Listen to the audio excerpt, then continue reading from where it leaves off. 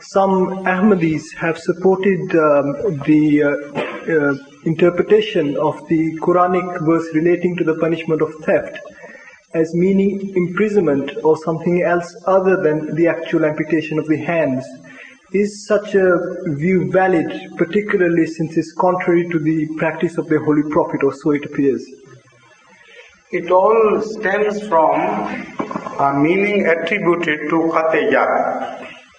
Some people insist that Qat-e-Yad, the word used by the Holy Quran for severing one's hand, also means to put somebody out of circulation, to make him ineffective. And they also quote from the Holy Quran referring to the verse Tabbat yada abi lahabin wa tab. And it says that virtually, practically, no, not virtually but practically and literally, the hands of Abu Lahab were never severed and they remained intact and healthy. They were not destroyed. But virtually he was destroyed and he was made ineffective in his efforts to destroy Islam.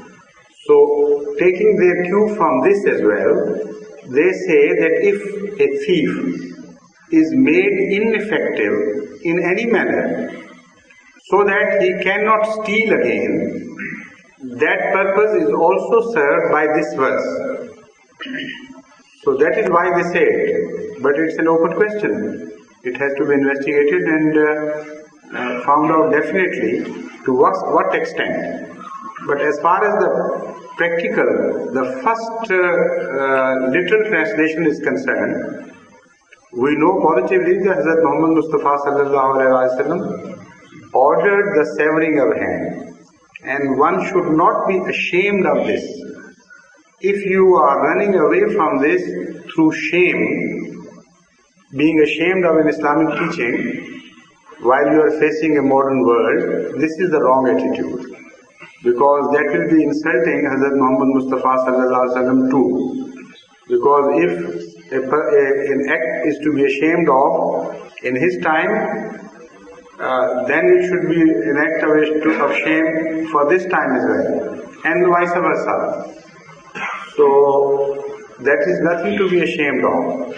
In fact, as I mentioned earlier, the Islamic system of punishment has to be examined in context of Islamic moral teaching and the atmosphere of high moral standard which Islam endeavors to establish in a society. When that happens, then the society rises to such heights as crimes become very rare and unnatural. Without creating that society, if you go for criminal punishments, you will be doing great injustice to Islam. For example, it is also established that anybody who steals because the hunger compels him, his hand will never be severed. So in a society where millions of people are left unattended and many of them die of hunger and their basic needs are not provided by that society, however big loud their claim be to Islamization, they do not deserve and they have no right to introduce Islamic system of punishment, because Islamic system of provision has not been produced. An Islamic system of morality has not been introduced.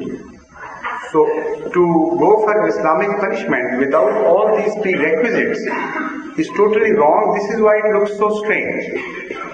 And then there is Islamic standard of evidence, and the whole society is turned into a truthful society.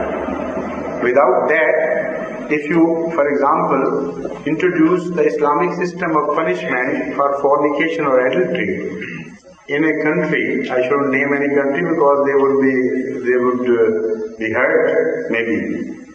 But there are certain countries where it is a common crime, and it's a common crime to tell lies.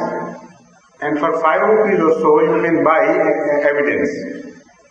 So if Islamic system of punishment is introduced in such a country, what would happen? That the few people who do not indulge in fornication, they would be killed and they will be lashed by those who indulge in fornication. And it's so easy for them to produce false evidence.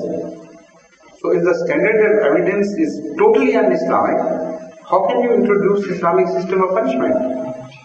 It is putting the horse before the cart before the horse. First create the prerequisites which Islam creates with effort and labor. And Hazrat Muhammad Mustafa sallallahu alaihi wasallam created with great endeavor. Then you have a right to introduce the punishment part, which will come in the end, not before.